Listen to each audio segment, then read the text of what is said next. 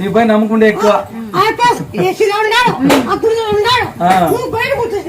మళ్ళీ ఇతను చూపించమని చెప్పింది.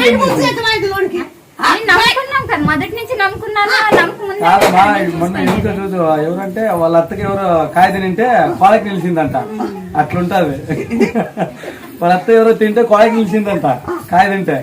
నీ మయం అట్లుంటది. ఎవరు పట్టుకోలేదు దాన్ని. 14 ముందరే మా అత్తకు పెళ్లి అయింది. 14 ఏళ్ళ ముందర వచ్చినప్పుడు మా అత్తకు పెళ్లి అయింది.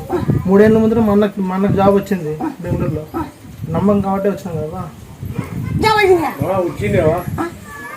వచ్చింది పెళ్లి డబ్బులు కానీ ఉండలే. నేను చూసుకుంటానని నువ్వే పెళ్లికి మంగళూరుతో సహా ఆటోలకు కానీ నువ్వే ఇప్పించినావు. అది ఫ్రీగా చేసిపోయినారు మంగళూరులో. డబ్బులు లేవు వాళ్ళ దగ్గర. అన్నీ నువ్వే వచ్చి అట్లా ఇంటికాడికి వచ్చినావు పోయినావు. అన్నీ గ్రాండ్ గా చేసినారు. నమ్మకము నిమ్మ నమ్మకము.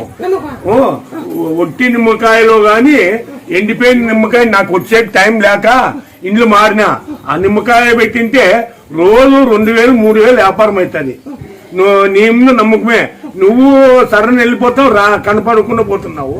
అవే నిమ్మకాయలతోనే పని బాగా జరుగుతుంది. ఒట్టిపోయిన నిమ్మకాయలని తీసేయకూడదు దాన్ని.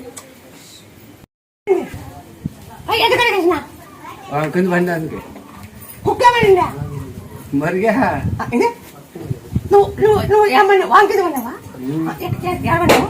తీసి పెడుతుంటే కుక్క పట్టుకు గిట్టగానే కదకుండా నీకు పడే కుక్క వెళ్ళిపోయి కదకూడదు అన్నే అంటేనే అది పైకి చూసిపోతే బాగా అదే నేను కింద పడిపోతే ఇంకా పోయి కుటుంబాలు కంపెనీ ఆమె తీరు పట్టుకొని లేచింది. అప్పుడు అందొస్తుంటే వాంకిని పండారని అంత చెప్తే అప్పుడు గడికేసింది. పూతేసింది తలుచుకున్నాక పూతేసింది.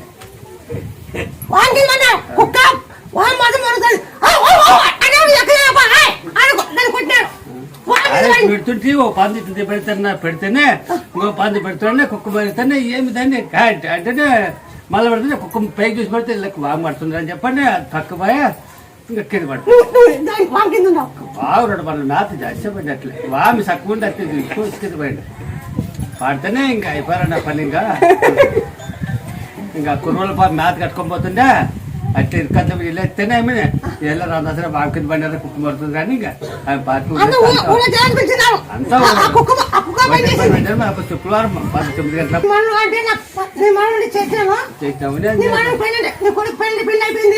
సంతానం అయింది. అన్ని జరిగినాయి. నువ్వు ఏం కోరినావో నా బిడ్డ సంతానం కొడుకు మనం ఇచ్చాను. ఆ చేస్తే పెళ్లి